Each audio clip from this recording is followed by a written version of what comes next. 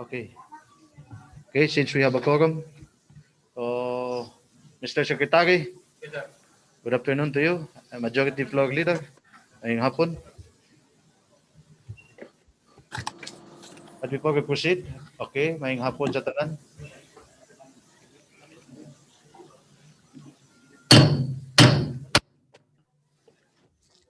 Good afternoon, everyone. The 64th regular session sa Guniang Panglusod, Dakbayan sa Cagayan de Oro is now called on to order. Please do stand. An invocation by Councilor Edgar Cabanlas. Maying hapon kanimo, Konsihal. Maying hapon na atong butan nga Vice Mayor. Maying hapon.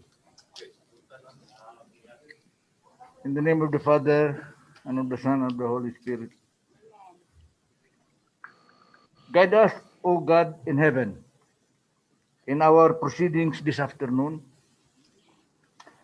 that we may deliver the expectations of our people. Give us the strength to tone down our personal biases and allow us to be more forgiving for the common good.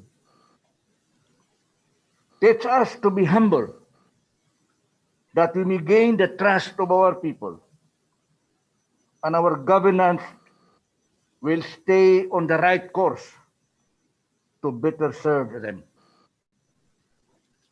And lastly,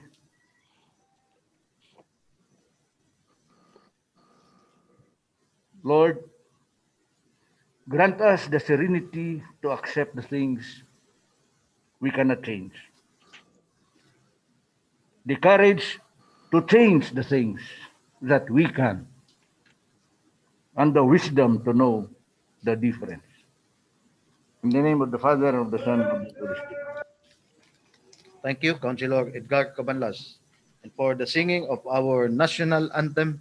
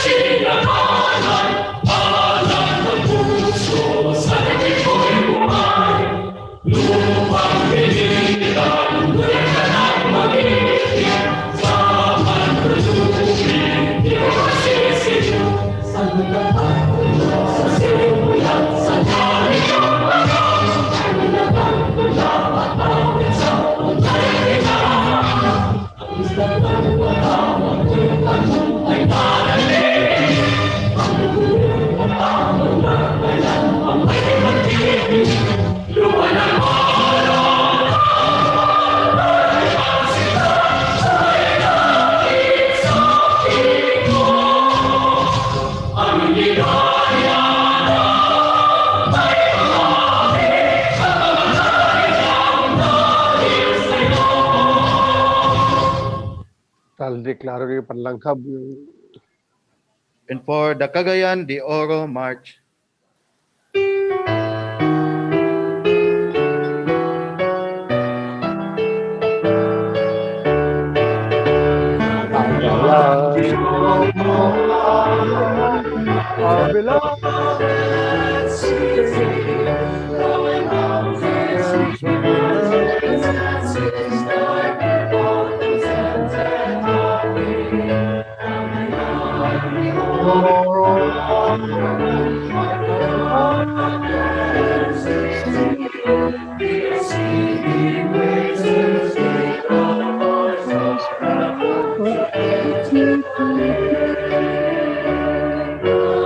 Again to the land in that all for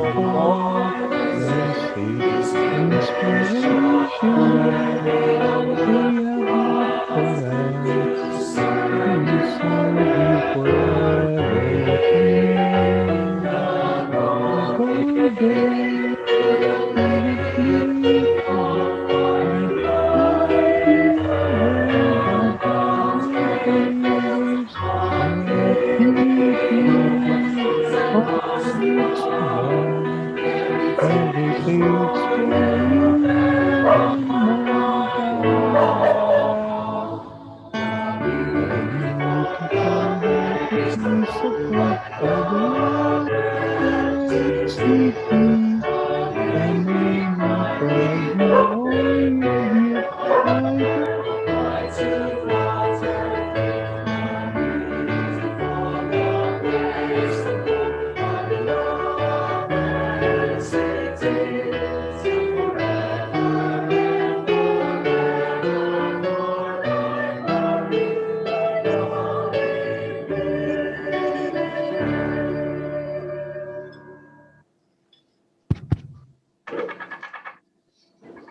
Okay, may hapon.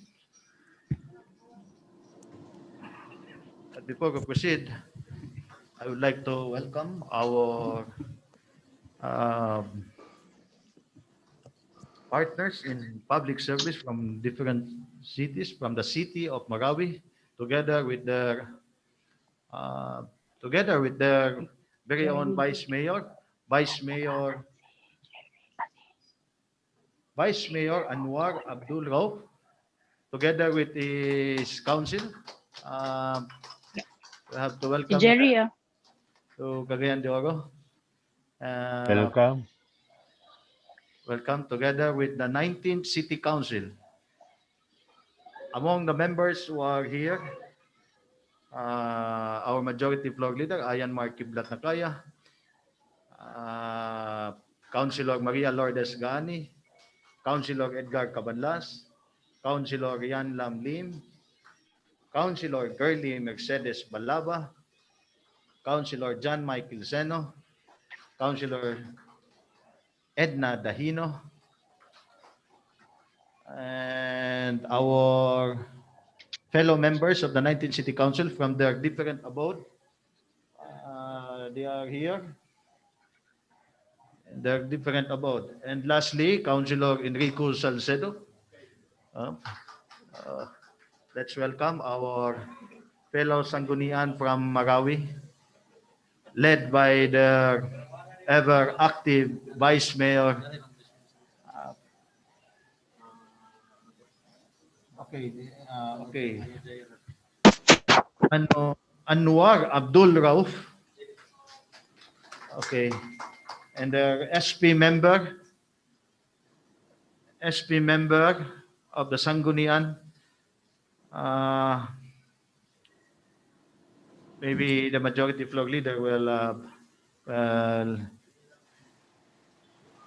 read them together with the DILG so that they are acknowledged and properly welcomed this afternoon.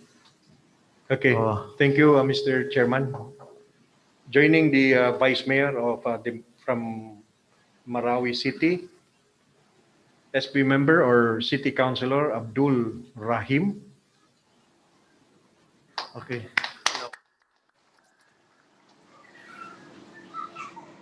And,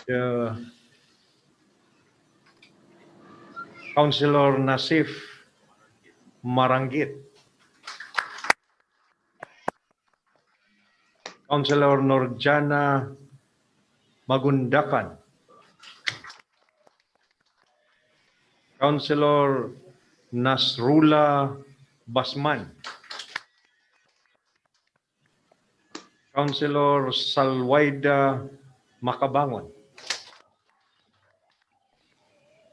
Councilor Amin Khalid Dimal.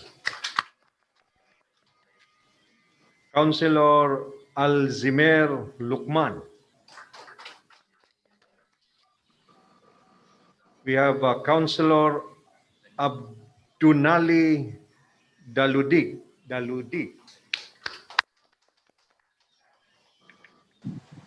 Councilor Cesar Gundara. Councilor Farhana Langko.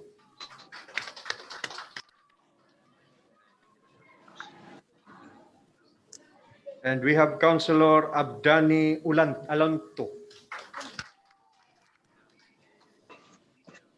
And the DILG, Operation Officer Masud Gaima II. The Sangguniang Panglungsod Secretary Nasser Lala.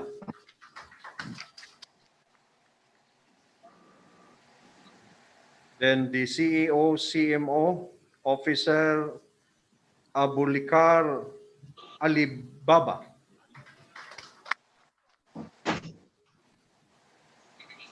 I hope I have mentioned and announced the delegation, all the delegation members. Anyway, Mr. Chairman, Okay. welcome to the City Council. If you have noticed, we have two set of members of the council who are actively present.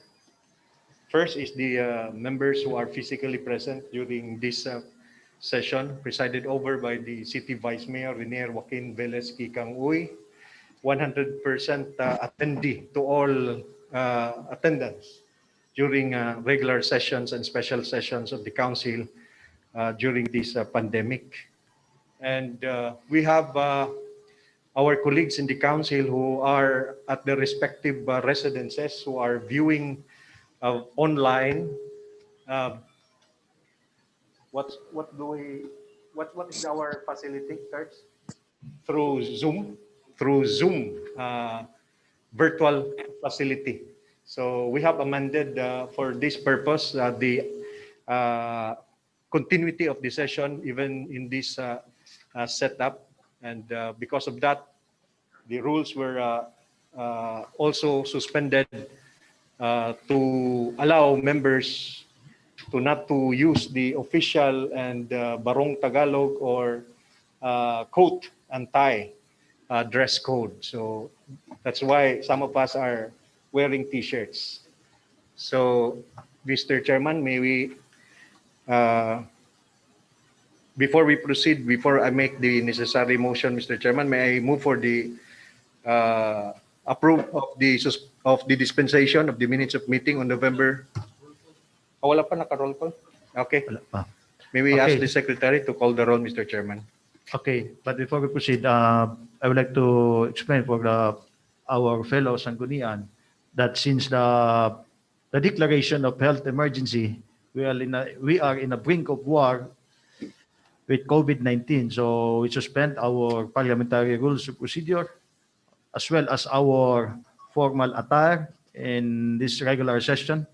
So we are in a state of health emergency. So that is why we adopted, as said by a while ago by our majority floor leader, Ayan Marky Blatnakaya, that we adopted a session, regular session such like this. We are live via social media, and so as our uh, formal attire is suspended, and then we adopted a hybrid. There is a presence physically here, and so as in their different abode. But we are 100% 100% in attendance this afternoon to the 64th regular session. And so as 100% in welcoming our, I think, our future sister city hood. As we establish, since you are here around, we are very much welcome for with an open heart, open with arms open wide. We are very much welcome for the sisterhood of our uh, respective and lovable city for the near future between Cagayan de Oro local government unit and so as the Marawi City local government unit and so as the people itself. We are very much welcome for that, for the near future development of two different cities in northern Mindanao. In northern Mindanao. So, despite of that, welcome to Cagayan de Oro City and welcome to the 19th City Council of the 64th regular session this afternoon. And for that, This moment, our very own Secretary Arturo de San Miguel, can you do the roll call and determine if we do have a quorum this afternoon? Good afternoon, Mr. Chairman. Honorable Renier Joaquin VOy, City Vice Mayor and Presiding Officer. Speaking. For the first district councilors, Honorable Edna Imdahino, Honorable J.R. Pascual, Honorable Roger G. Abaday, Honorable Saldi O. Ocon, Present. Honorable George Isgoking, Honorable Ruben R. Daba, Present. Honorable Lordan G. Swan, Honorable Romeo V. Calizo. For the second district councilors, Honorable Jolene Mercedes El Balaba, Honorable Maria Lourdes Isgaani, Honorable Ian Mark Yunakaya, Honorable Suzette G. Magtahas Daba, Honorable Here. Chudolfo E. Lau Jr., Present.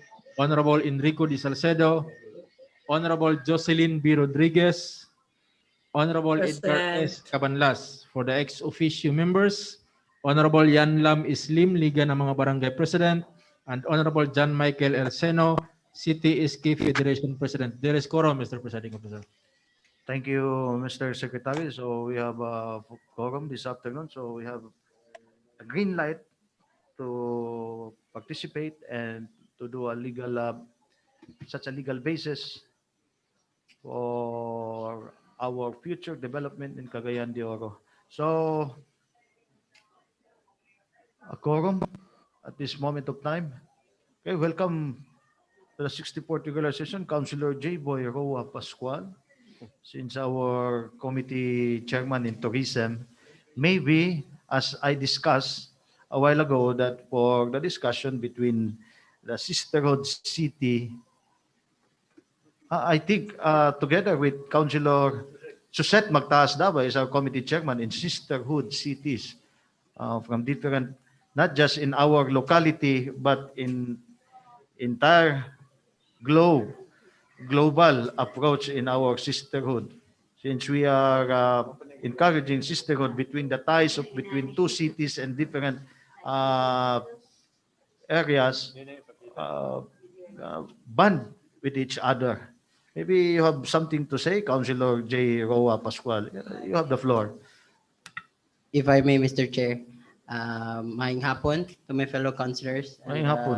Ato ang mga kauban sa buhat pod na sa likod at atong Vice Mayor sa maraming atong mga councilors na din ha. Actually, sorry I was late. I was with the mayor and bago lang nahuman ang iyang press con and I was telling mayor about the sisterhood. And actually, Mayor was telling us that he is very happy to hear that Marawi wanted Cagayan de Oro City to be our sister city. So he wanted us to fast track kung mahimo daw, Mr. Chair. So dagan salamat. Okay, thank you, Councilor J. Boy Roa Pascual. So, anyway, at this moment, Majority Floor Leader, Ayan Mark Kiblat Nakaya, mayong hapon kanimo, Again, Majority may Floor. hapon, Mr. Chairman, the City Vice Mayor, Renier Joaquin Viles Kikang Uy. And again, mayong hapon to our colleagues in the City Council of Marawi City. And of course, our colleagues in the Council in Cagayan de Oro. Fellow Cagayanons, good afternoon. I move, Mr. Chairman, to dispense with the reading of the minutes of meeting on November 3, 2020 and to consider the furnishing its copy to every member as the reading itself. Second. With the Majority Floor, any second? Second. Second. Correction. Is there any? There is none. It is hereby approved. Likewise, move for the approval of said minutes of meeting. For its finality. Second. Second. With the kind indulgence of Councilor Girly Balalba, who will render her special report at the proper time, Mr. Chairman. May Okay. I, for the interest of time, considering that our partners in Marawi City, members of the City Council are off to another activity in their capability building journey in Cagayan de Oro. I move for this purpose, Mr. Chairman, I move that we suspend the rules to allow non-members to perhaps the Honorable Vice Mayor of Marawi City to address briefly address the City Council, and we'll have for posterity pictorial, Mr. Chairman. Okay. Move for the suspension of the rules. Properly moved. Any second? Seconded. Second. Parliamentary Rules of Procedure is suspended. Before the Okay. pictorial, could we request the good Vice Mayor?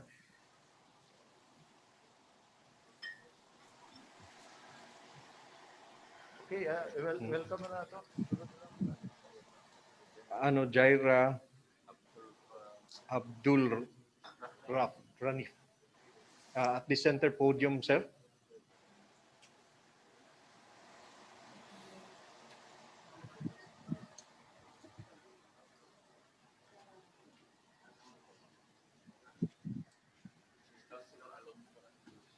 Okay. Representing the Vice Mayor, Mr. Alonto.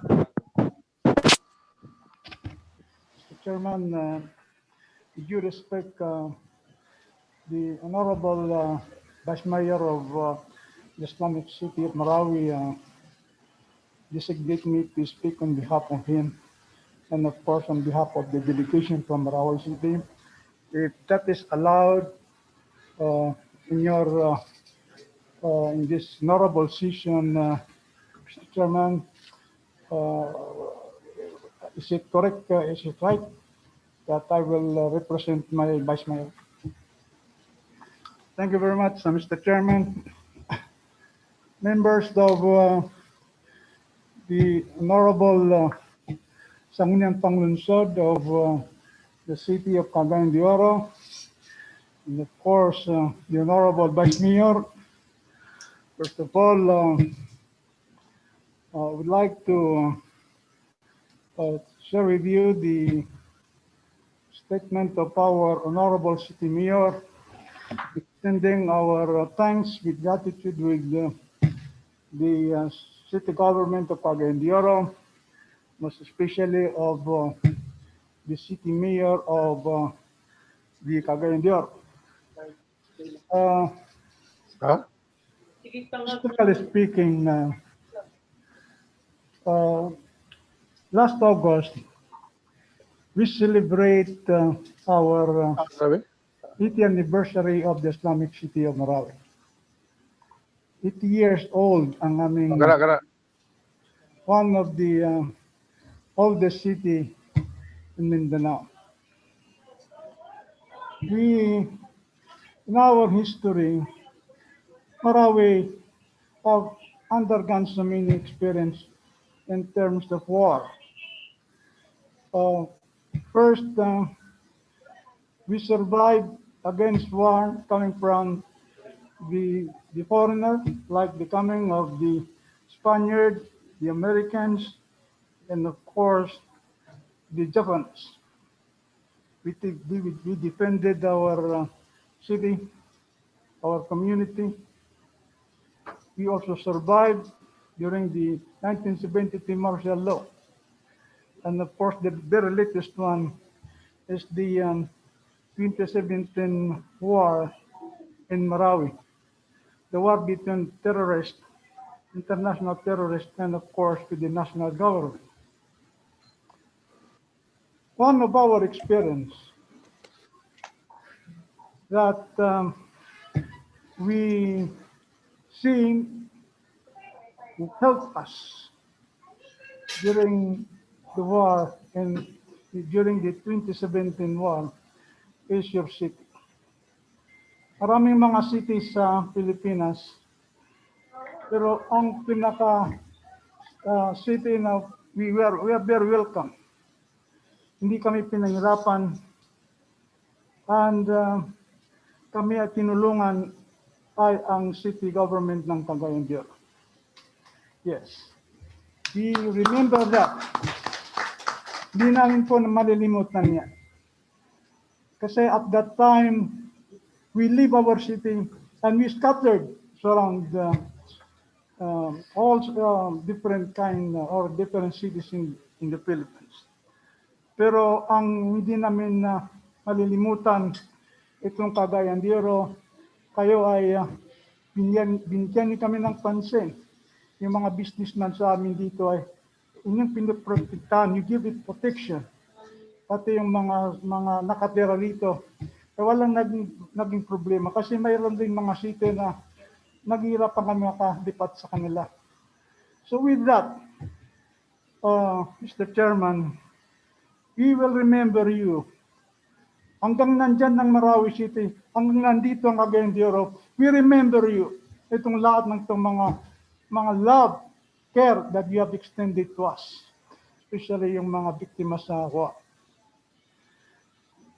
After the election, because this is the first experience that we are now, this visitation that we are now doing is our first experience, no? Kasi while this is a regular program of the local government, the Department of Interior and of the DILG rather, ito ang pinakamagandang lakad namin kasi we have an actual visitation like this. We choose Cagayan kasi malapit ang puso namin dito sa Cagayan. At alam namin na naiintindihan niyo kami. With our program to rehabilitate our city, we need the understanding of all LGUs in the Philippines. Kailangan namin maintindihan kami ng mga LGU ng entire the Philippines. Kasi minsan we are misunderstood by other city. At iba ang tingin nila sa amin. So I am here, we are here, our delegation here is, we need your support. Because if you support us, helping us, telling the whole world, telling all different cities in the Philippines, how we need the support of the different cities. I think that is one way that we can rehabilitate our city. We cannot rehabilitate alone. Hindi namin kaya kung kami lang. Kailangan namin ng mga tulong ng mga ibang lugar. At ang alam namin na makakatulong sa amin,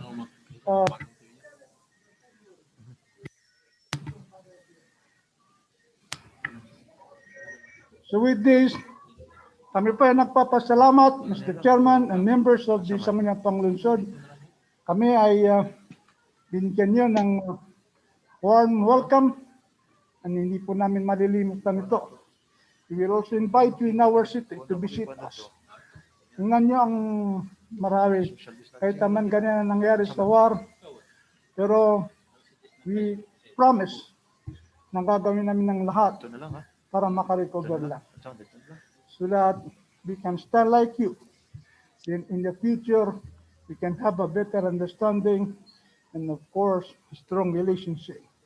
Kaya kanina with our courtesy with the Vice Mayor, we propose, and today again, I will repeat, that there is a need to establish a sisterhood between your city and our city. So that in our desire to help each other, we can identify what areas that we can help each other. Again, kami, kailangan namin ng mga tulong katulad ng tulong ng Cagayan de Oro. Kami po ay nagpapasalamat sa inyo sapagkat during the war, langkit na namin na tayo ay lagang welcome kami sa inyo. Even this pandemic, minsan nahirap pa kami sa ligang, pero kami very welcome kami dito sa Cagayan. So in terms of economics, in terms of education, we need you. Kami yung mga kasama niyo sa Marawi na nangailangan ng tulong. With this case, Mr. Chairman and members of the Honorable Sangguniang Panglungsod, again, on behalf of the city government, on behalf of the people of Marawi, our Honorable City Mayor, Attorney Mahul Gandamra, and of course our delegation here, headed by our Honorable Vice Mayor. Again, we expect you that someday or on January, we can sign memorandum of understanding, establishing a very strong sisterhood between your city and our city. Thank you very much. Thank you. Councilor Alonso, thank you. So that we can maintain the requirement of social distancing, could we request the Vice Mayor and our colleagues in the Council, Cagayan de Oro, instead we proceed using the designated chairs and request the members of the Council of Marawi City to be behind the Okay. councilors of members of the Council of Cagayan de Oro for our pictorial. So kami na lang mo duol din ha.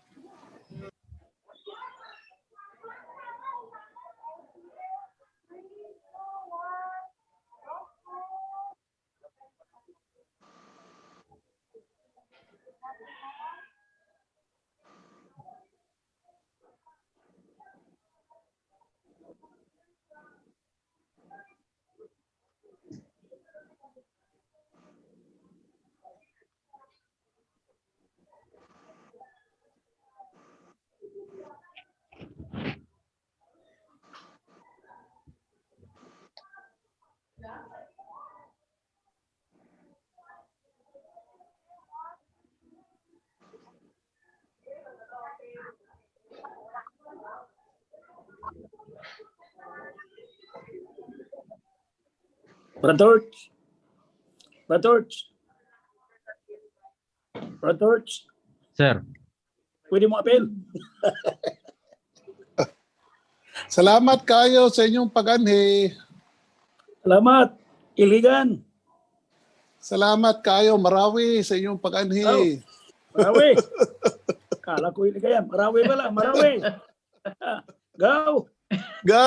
Mayroon nga po din. And kagaw. To, pabalagot. Salamat. Salamat kayo sa iyong pag-anhi. Ay, welcome. Salamat. Huwag ka mo apel, Gaw. Pictorial. Lagi mo, tampo lagi yung tatagaw.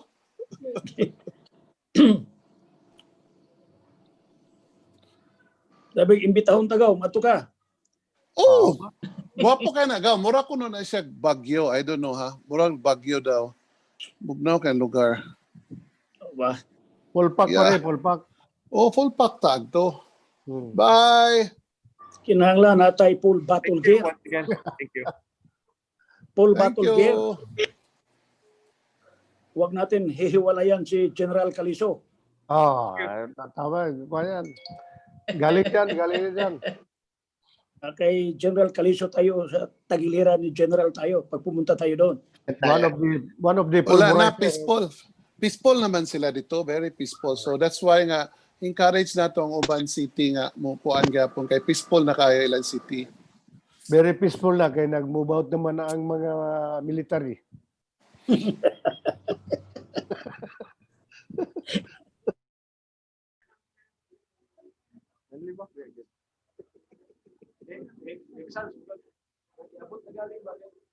Tuloy. Okay na? Pwede na, pwede na. Namuat to si Councilor Abaday. Doon na ba yung Matuna sa Man. doon na ba? Yeah. Ano na to? Lagi abot na. Okay, na daw. on transit, Mr. Chairman. I move to Okay. lift the suspension of the rules. Second. The suspension is lifted. Okay, you may now proceed, Majority Floor Leader. We have the good councilor from District 2, Councilor Girly Balaba, who would like Wala to na ako present i-bet sa... report on her concerns about the water system and problems existing or prevailing in Barangay Lumbia, Mr. Chairman. So may we ask the chair to Okay. recognize Councilor Balaba. Okay. The sole reporter this afternoon, okay, no other than Councilor Joylene Mercedes Balaba. Mayong hapon kanimo, konsyala. Good You have the afternoon, floor. Mayong hapon. Mr. Presiding Chair, dear colleagues, a good day to you all. I rise today on a matter of privilege in order to bring to this honorable council's attention the predicament of our constituents in Barangay Lumbia, Cagayan de Oro City. This concerns their water supply, which for now is being held hostage because of several legal issues hounding their water system management.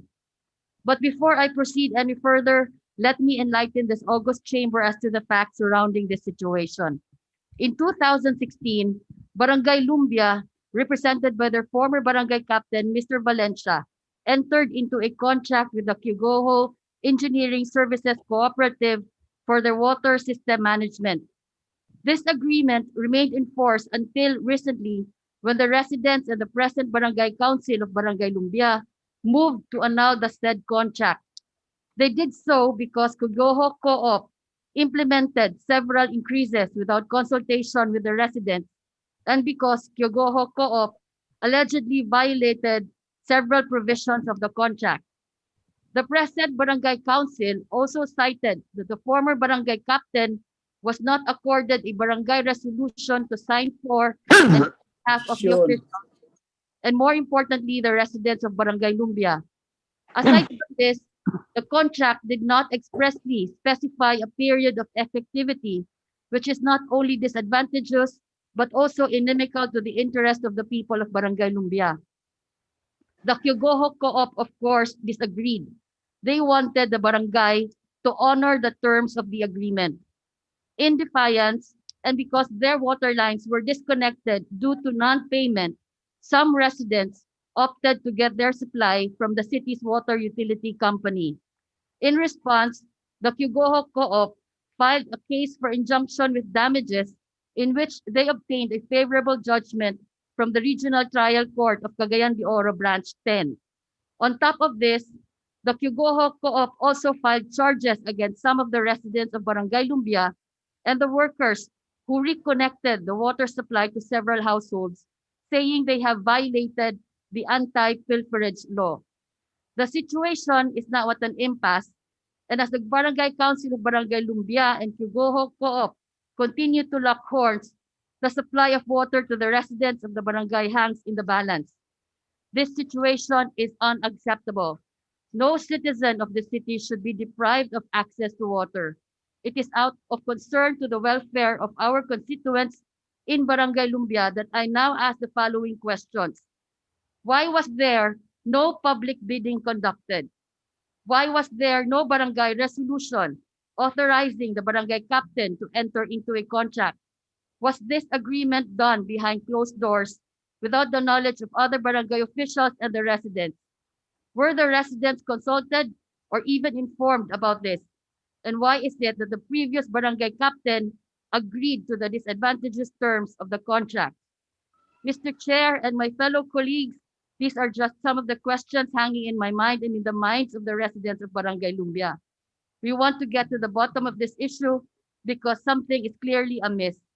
If we eventually figure out that there is corruption involved, we should make sure that those responsible will be held accountable. Corruption in the supply of this basic good is unacceptable and should not be tolerated. The administration of President Rodrigo Duterte abhors corruption. The president himself despises government officials who would rather put their interest over and above the interest of their constituents. In line with this established principle of the present administration against graft and corruption, I am moving to pass a resolution endorsing this matter to the Office of the Ombudsman. Let me reiterate that water is a basic right of all, ensuring that people have access to safe, secure, and affordable water is vital to guarantee a decent life for all. Thank you, Mr. Chair. Okay, thank you, Councilor Joylene Mercedes Palava, for Mr. your Chairman, official report. Mr. Chairman. Is there any Mr. Chairman, question? Mr. Chairman, Mr. Chairman. Okay, Councilor Saldi Ocon. Thank you very much, Okay, Mr. you have the Presiding floor. Officer. Maayong hapon. May hapon. I heard to our reporter, the good Councilor Balaba. I understand, Mr. Chairman, about the content of the report of Councilor Balaba. But before this is only a suggestion, Mr. Chairman, to our good reporter. But Na-resolve na itong ilang. I would like, Mr. Chairman, to repurpose this very important special report of our colleagues to the proper committee, Mr. Chairman, so that we can discuss thoroughly what are the reason behind nganong may abutas ingon niya na karon ang maong problema. And after this, if there is no any settlement before the committee level, perhaps that would be the time for us to file to pass a resolution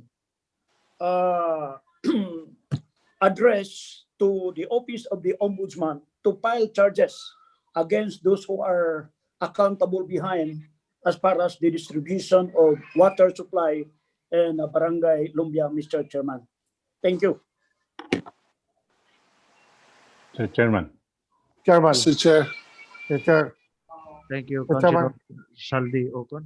Mr. Chairman. Councilor Thank you, sir. Mr. Chairman. Roger Abaday.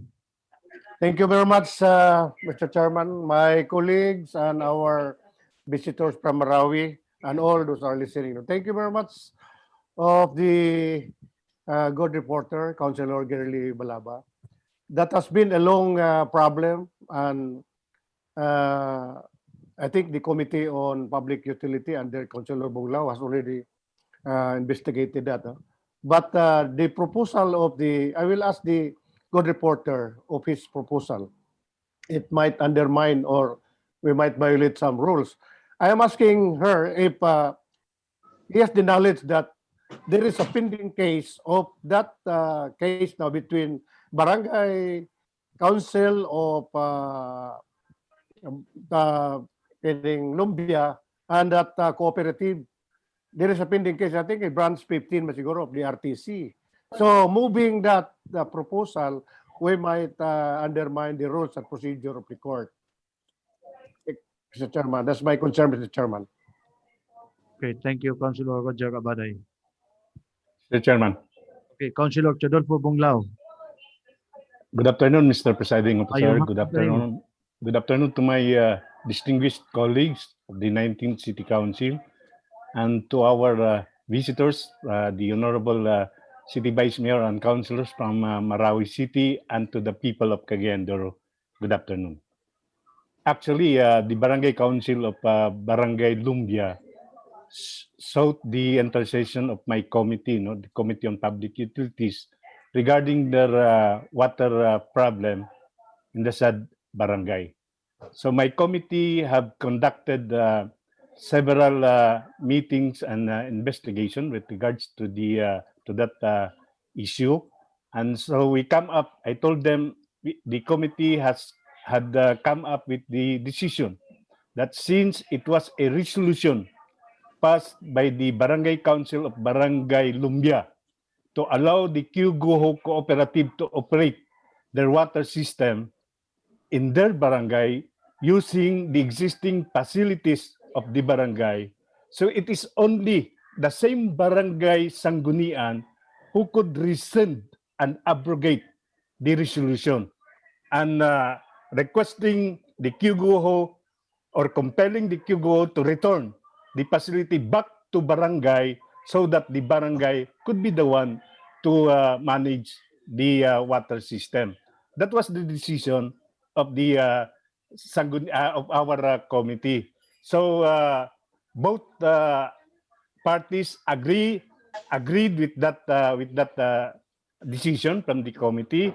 I thought that everything has been settled, but the Kyugoho refused to return back the facility. That's why they filed a case in in our regular court in the city regarding this issue. So we never intervened anymore, Mr. Presiding Officer, because the case is at bar of the regular court of the city. That's the overall issue of that matter.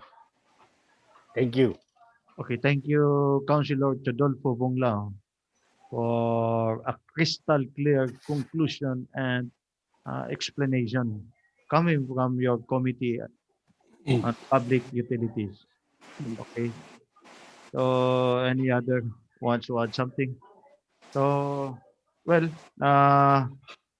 it was clearly concluded from the scope, from the scope or from the radar of Sangguniang that it is already acted upon by the Committee on Public Utilities or the said case or said report coming from Councilor Jaylin Mercedes Balaba. Since for the problem of management, and as you mentioned, and we heard that it is already in the court, the proper court. So at this moment that we have to wait for the decision of the court, whichever is for well well managed, well served for uh, water supply in the said respected barangay. So, okay, Councilor Jolene Mercedes Balaba wants to add something about her special report. I would just like to clear because the barangay captain, present barangay captain of Barangay Lumbia, Okay. approached me and he wanted an intervention from the office of the president. So this is the recommendation of the president that the case of Barangay Lumbia will be endorsed to the office of the ombudsman. Clear naa sila'y kaso sa regional trial court but it was already decided upon but the Cugoho Co-op still refused to give back Okay. the water system. So there is an impasse. Ano sila dara sa Barangay Lumbia kay tungod kay i-reconnect or dili i-disconnect or ang mga tao mismo ang nabutang sa alaot. Maunang gi-recommend na hatag na lang na sa Office of the Ombudsman para kato mismo ang contract with the Cugoho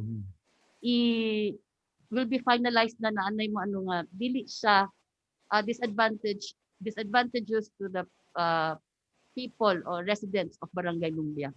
Okay. Okay. Okay. Thank you, Councilor Jolene Mercedes Balaba. But I think the proper what do you call this one? The proper area or the proper court for the ombudsman to have a cognizance about this case is that when it comes in a public official, but I think it's not the proper court for the ombudsman to settle this today. It's because the respondent is not anymore a public official way back from way back from Chairman Valencia. So I think there is Councilor Edgar Cabanlas wants to add something about this. He also well versed about this problem. Okay, thank you very much, Mr. Chairman.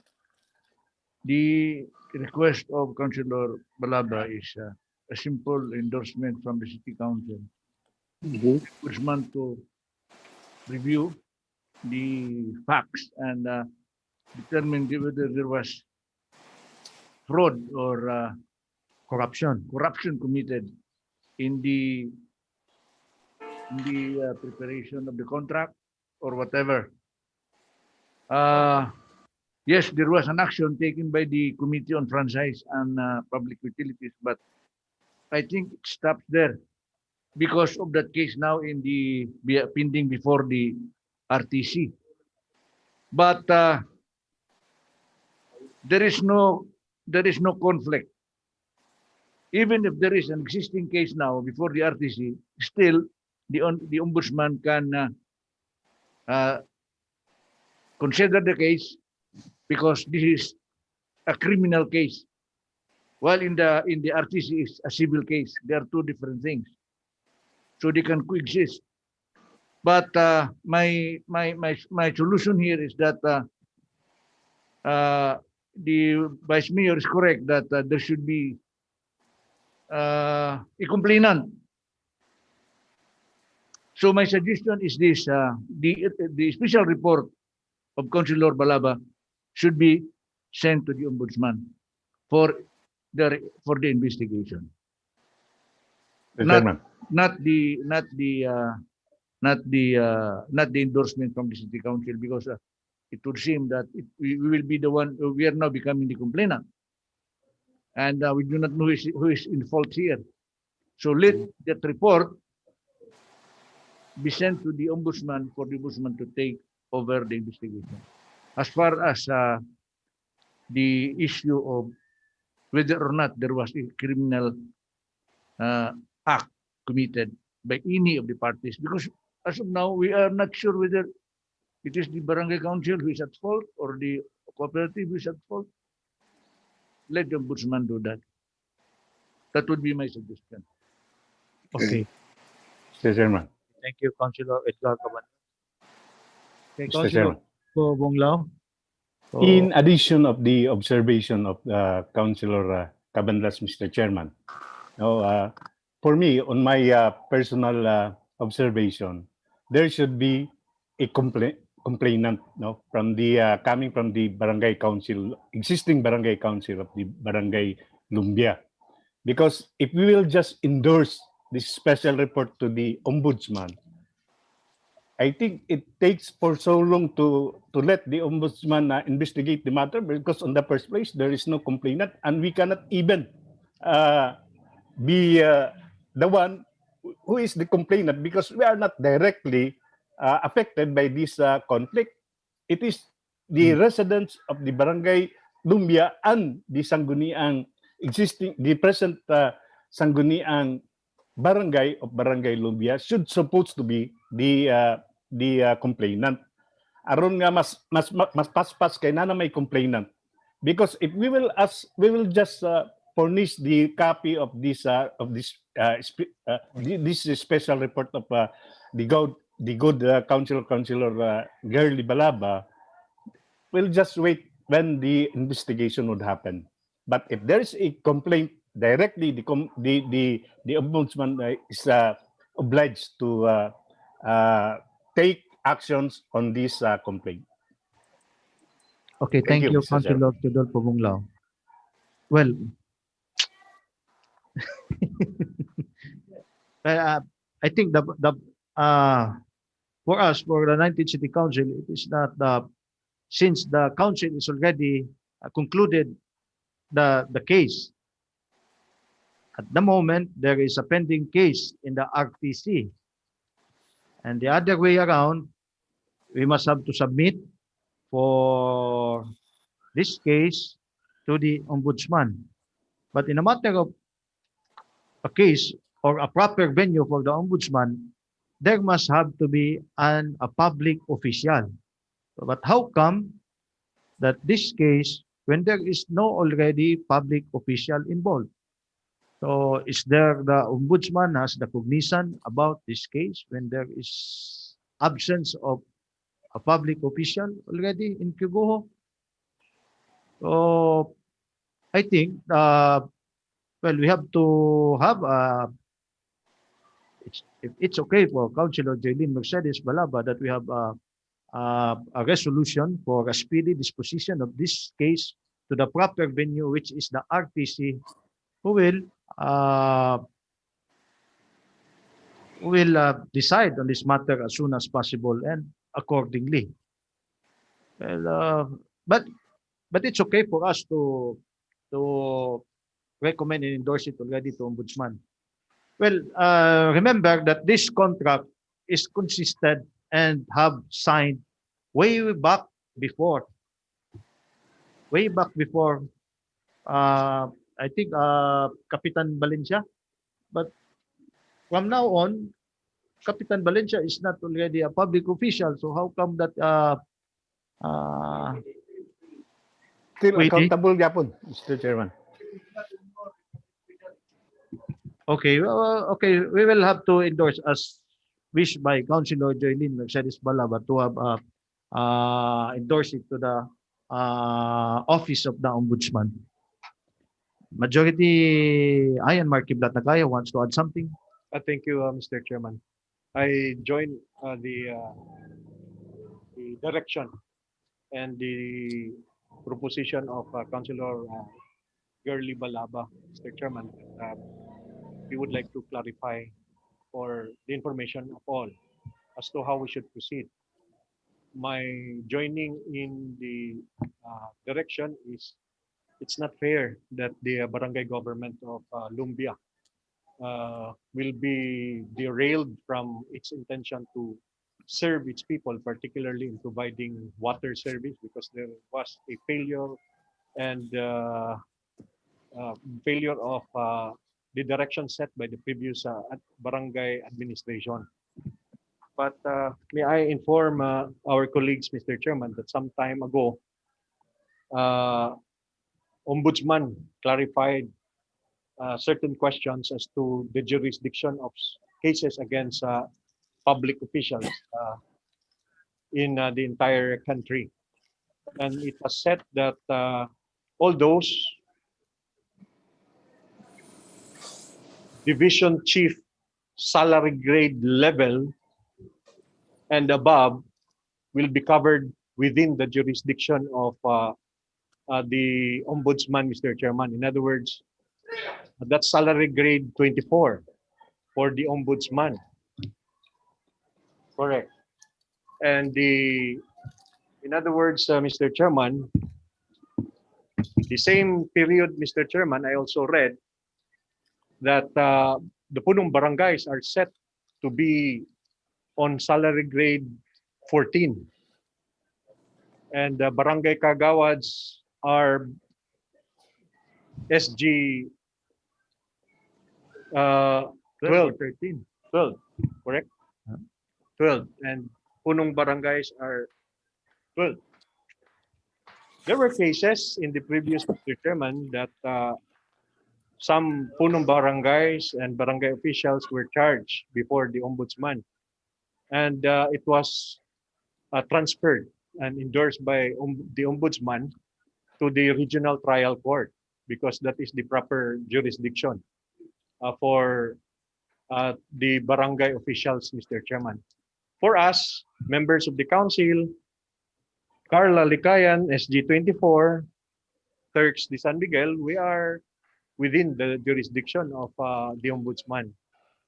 So whether those who have negotiated and made contracts with the private entity and has been found to be faulty, Mr. Chairman, will not be appreciated correctly well by certain bodies of our government like Ombudsman if it is not within their jurisdiction, Mr. Chairman. It will be returned either to RTC or to the City Council because we have that under the local government code, the authority to undertake. If it is the previous punong barangay or some members of the barangay council who are involved in certain discussion and issues, and they are still sitting as members, as SB members, Mr. Chairman, they are within our jurisdiction. So we are in quandary as to how we should help the barangay government of Lumbia. But to my mind, Mr. Chairman, the city mayor having the authority, disciplinary even, supervisory even, control even, over the barangay officials, Mr. Chairman, can, on his own, address the issues and concerns. But again, if the parties would not participate, that's another option because it would be forwarded to, it would be advanced to legal grounds and issues. So again, proceed to the courts, and until such decision will be set on a final motion, Mr. Chairman. But if the issue really is water, I would like to think that the barangay government of Lumbia, duly supported by the District 1 congressman, the city government of Cagayan de Oro, can create its own water system and even compete with this organization.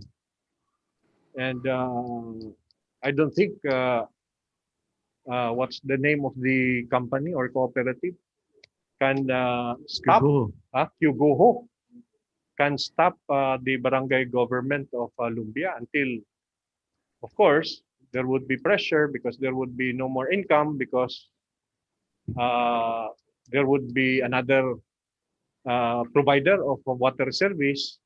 So they will surrender and forward all assets to the barangay government.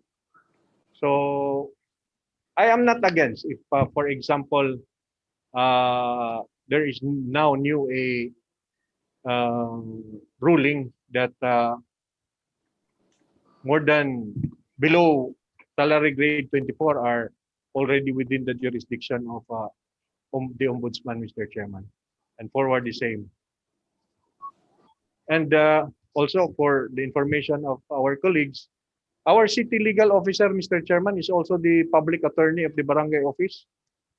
And if they would like to ask for legal assistance and help from our luminaries in the city legal office, they can also ask the city mayor for assignment of lawyers to advance their interests also, Mr. Chairman.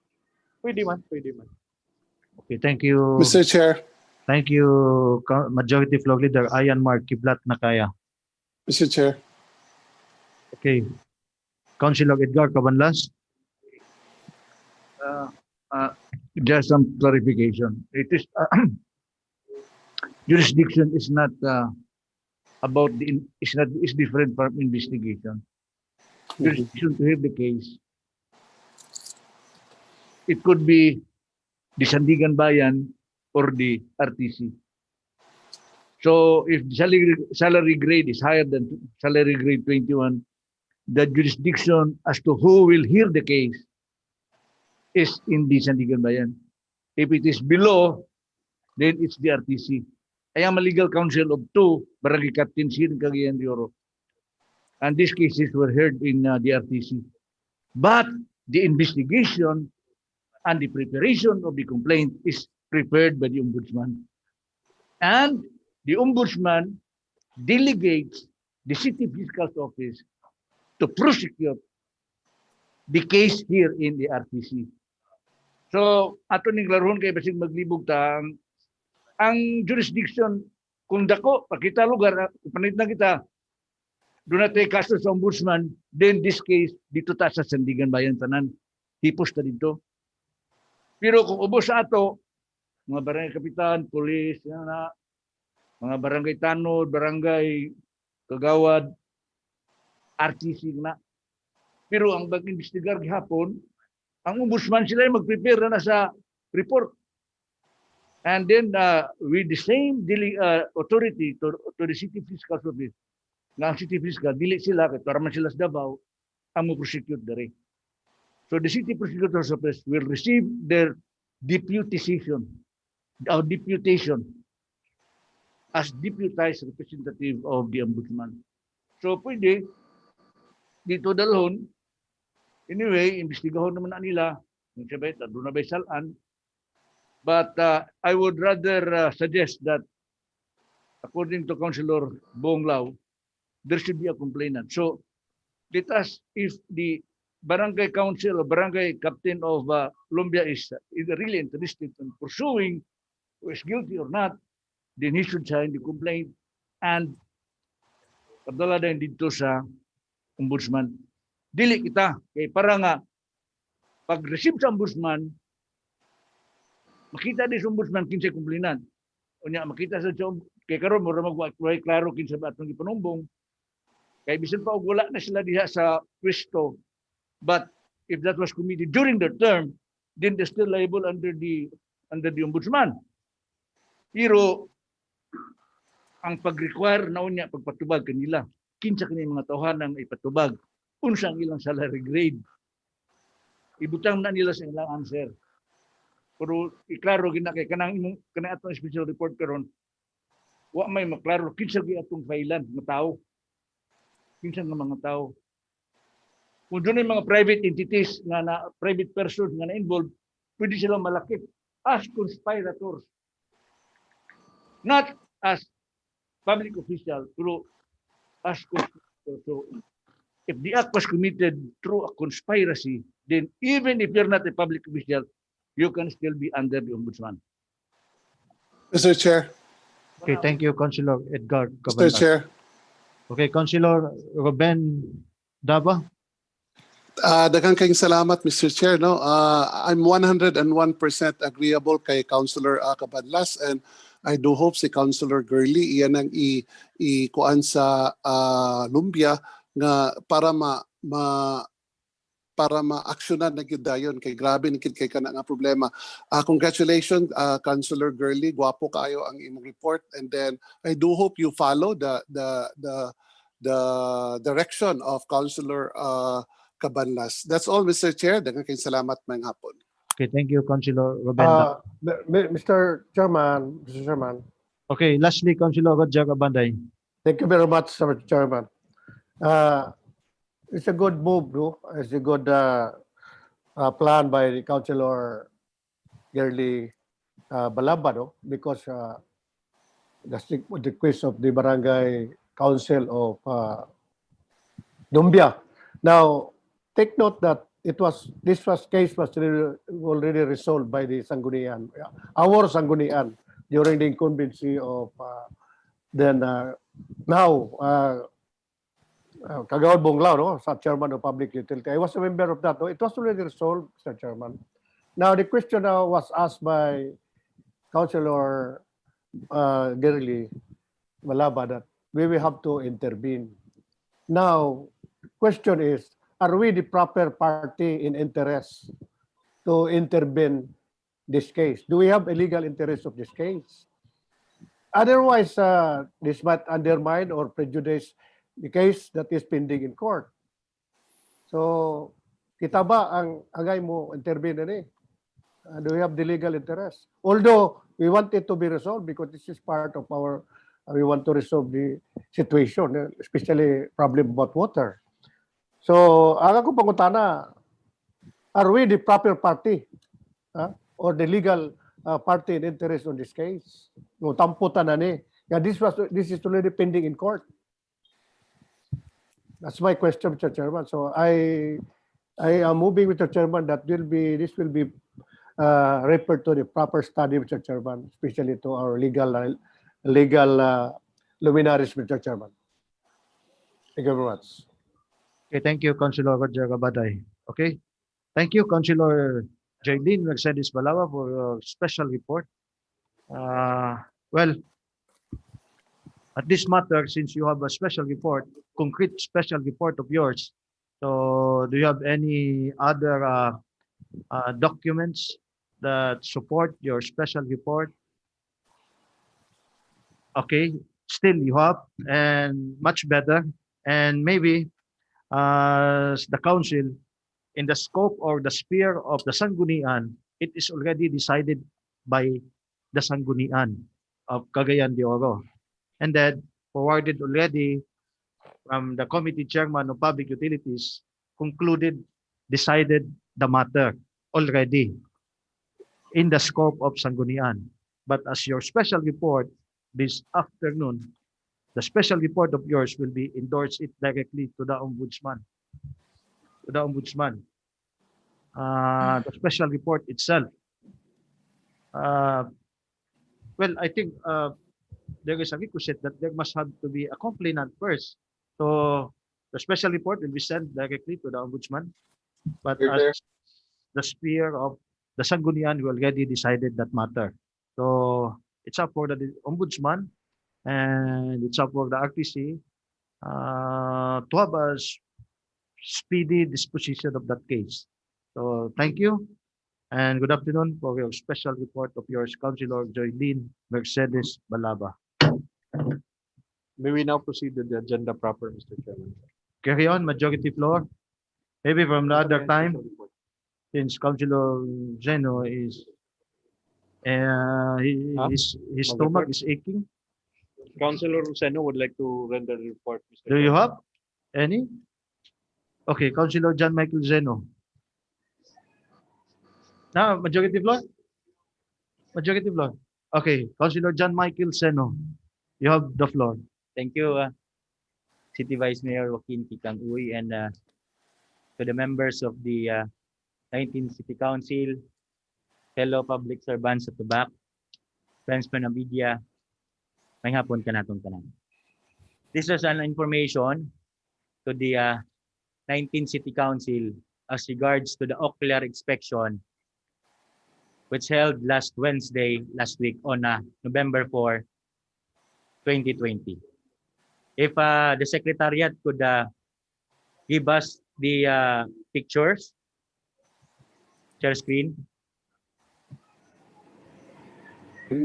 para maka-run through ko.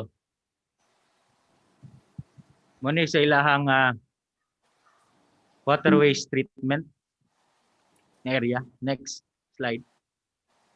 About The city slaughterhouse. okay, about the slaughterhouse. This one. Okay. Next slide, please. Naigisampayan at tubangan sa water treatment. Ay, okay na. Next slide, please. Next slide. Next slide. Muni ang area.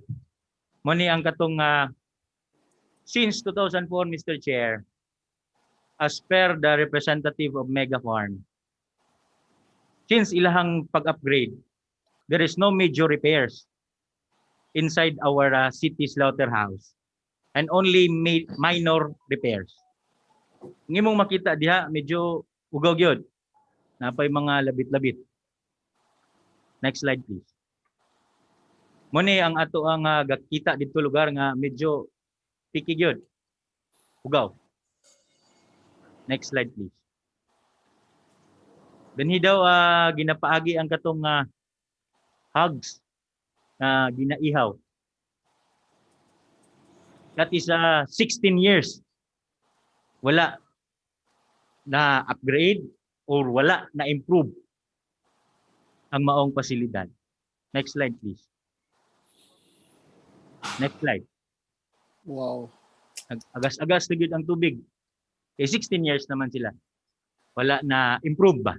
Next slide. Muna ang katong bitayanan sa atong baboy.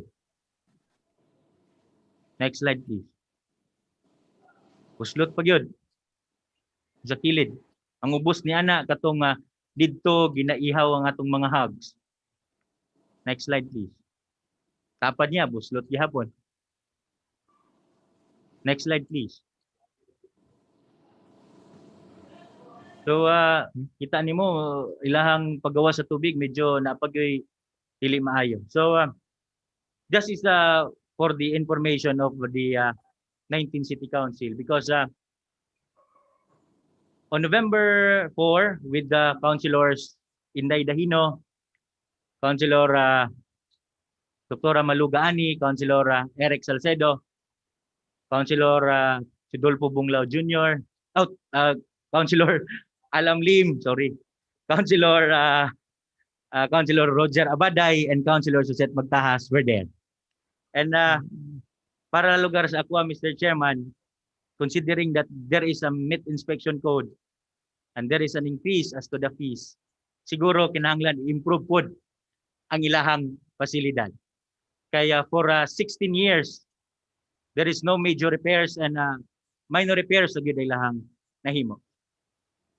Second, regarding sa ilahang stockyard sa ilahang baboy. Kung atong sumahon, there are 12 pens para sa atong mga hogs. And 2 pens are bigger than 10 pens. And could only cater up to 400 kababoy. And there is a national policy that kinahanglan sa pag-abot sa baboy, kinahanglan 8 pa ka oras. Aya nato siya ihahon. That is a national policy. In fact, that is a question of Councilor Eric Salcedo. Kaya para lugar sa atong mga lechoneros.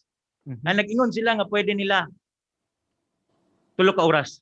But my question, Mr. Chair, is if all the lechoneros in the Cagayan de Oro City would go to that city slaughterhouse because of our met inspection code. Okay, I just want to clarify something.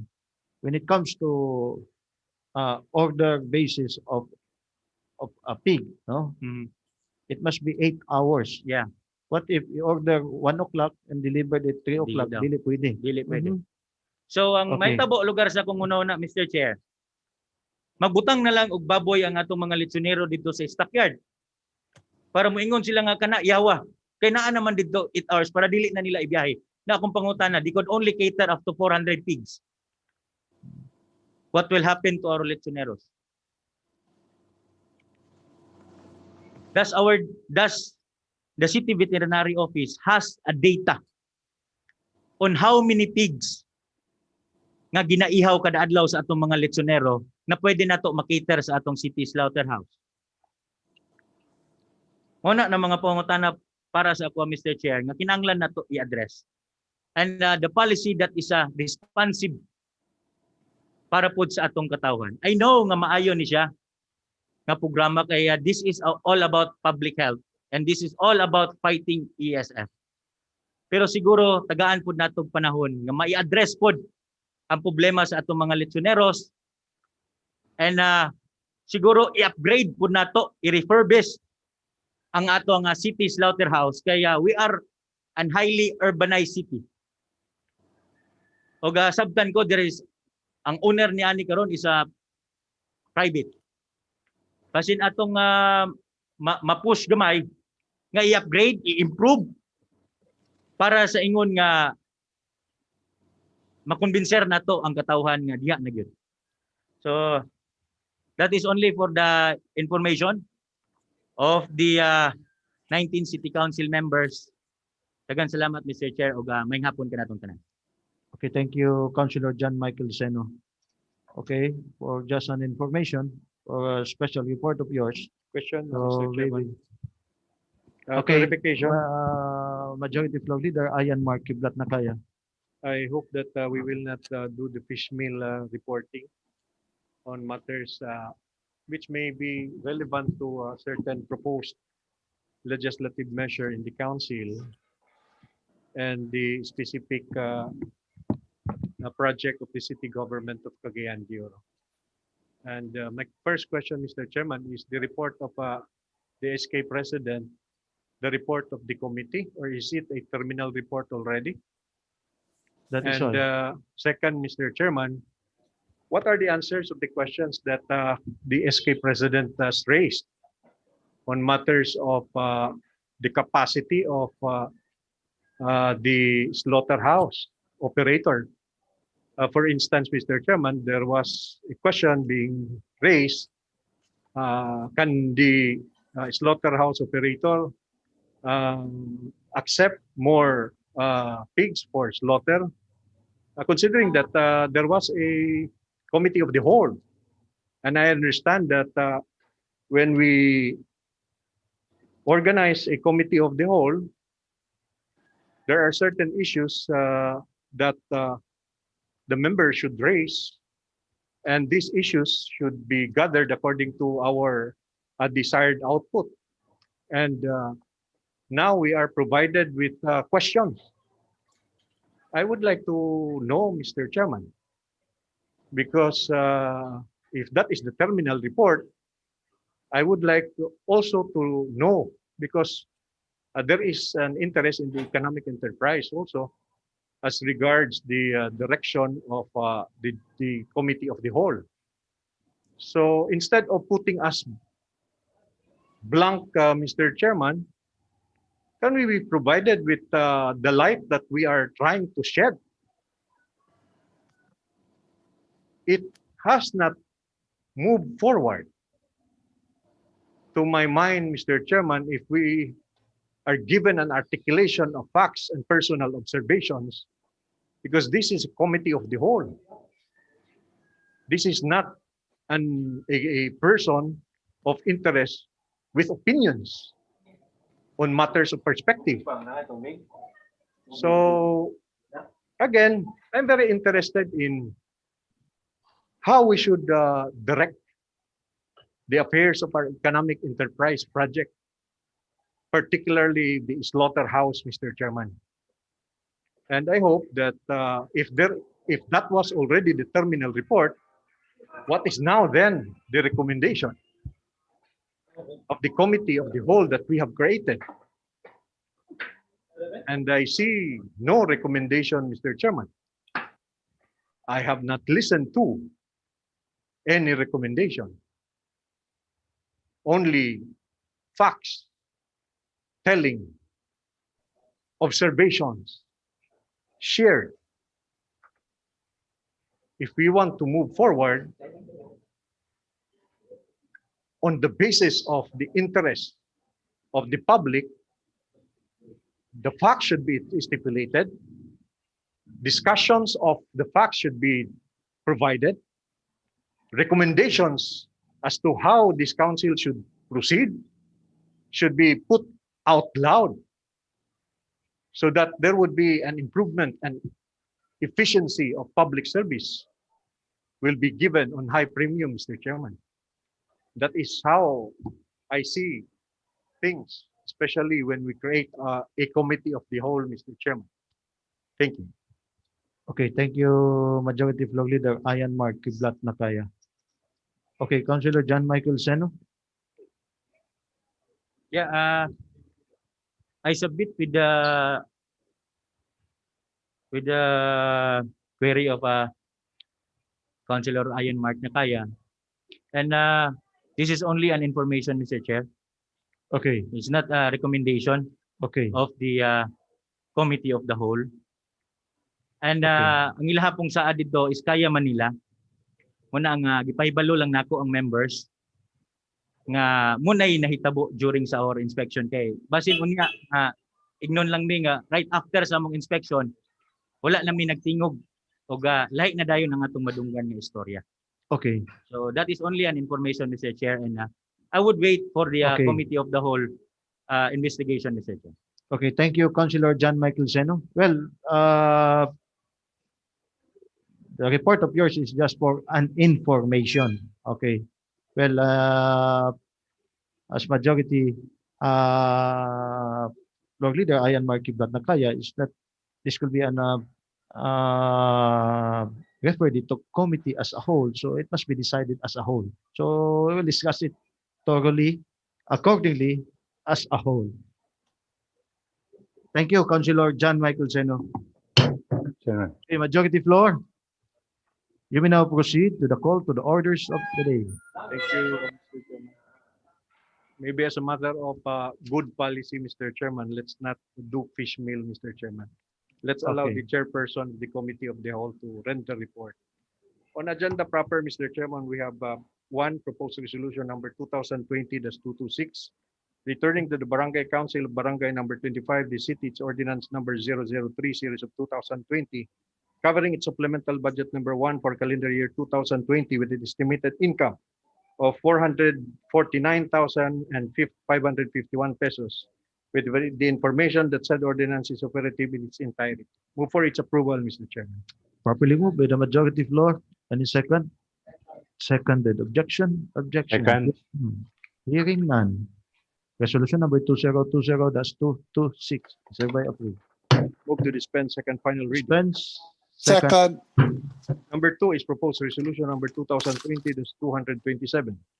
Returning to the Barangay Council of Barangay 21, this city, its ordinance number 001 series of 2020, covering its annual budget for calendar year 2020 with an estimated income of 3,410,337 pesos with information that said ordinance is operative in its entirety.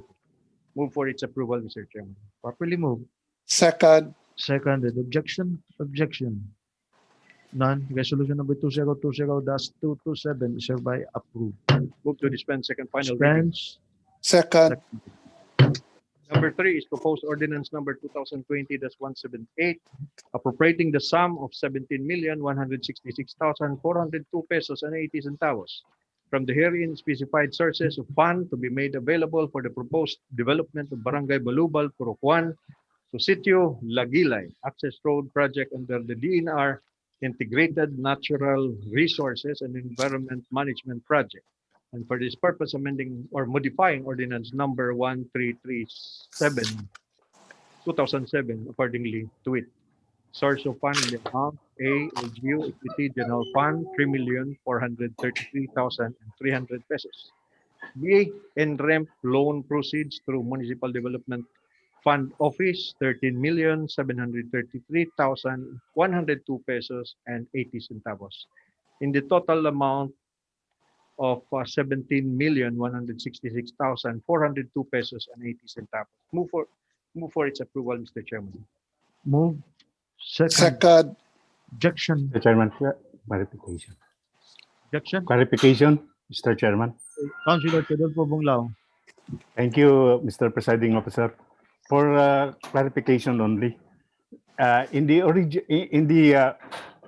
the past ordinance number 13387-2017, the subject for amendment is the as specified in this ordinance, the component 1, construction of spillway crossing Agusan River, then B, component 2, concreting of road with drainage from Purok 1 towards spillway, and C, component 3, concreting of floor trails at Sitio Lagilay. Kindly turn to page appendix D, page 38. Now, what will happen to this project if we will amend? We will change this to LGU Equity General Fund and the NREMP loan proceeds, which will be used for the Balubal Access Road Project under the DNR Integrated Natural Resources. What will happen to this? It is the city would finance, because these are also important and priority projects for the city, Mr. Presiding Officer. Since it was amended and changed to the, and these appropriations will be subject for the use for the proposed development of Barangay Balubal, Purok 1 to Sitio Lagilay Access Road Project. So this would be funded by the city in our infrastructure program. It would not be just set aside because it is not priority, and we will focus to this access road of Barangay Balubal. That's just my query, Mr. Presiding Officer. Okay. Well, when it comes to the source of funds, is loan proceeds to municipal. So I think it is not coming from the coffin, or it's not coming from the LGU of Cagayan de Oro City, since we are a highly urbanized city. So I think, well, the address of Sitio Lagilay is, what's happening, kilid sa Indahag? Balubal. Yeah. Hey, kilid sa Balubal, unsa na siya nga kuan? Manolo or Alai man siguro na. Alai? Not Alai. municipal. Oh, Mandumul. Kaning sitio Lagilay, aha man ni dapit. murag Manolo, Vice. Manolo. So I think this is coming from Manolo since the loan proceeds through municipal development. So downloaded to the municipal development fund. But as an equity, I think this could be adjacent road, access road from Balubal to other municipal. So another ingress from our city, from different province, address. Anyway, this could be coming from the DENR. So this program must be, well, for an equity for the said project. That is, and maybe this could be an opening of road, opening of new road from Sitio Lagilay to Cagayan de Oro City through Barangay Balubal. So you can shed light for this, but I think this could be. Well, anyway, our local government unit will be for just an equity of the said project. So this could be okay. Additional, okay, coming from Councilor in Dahino, since you could be coming originate from your Okay. committee as well. Good Okay, you have the afternoon, floor. Mr. Chairman. Good afternoon, my fellow councilors. For clarification, Mr. Chairman, because this ordinance was already approved last 2017. Unfortunately, wala ma-receive ni sa kanang I think kanang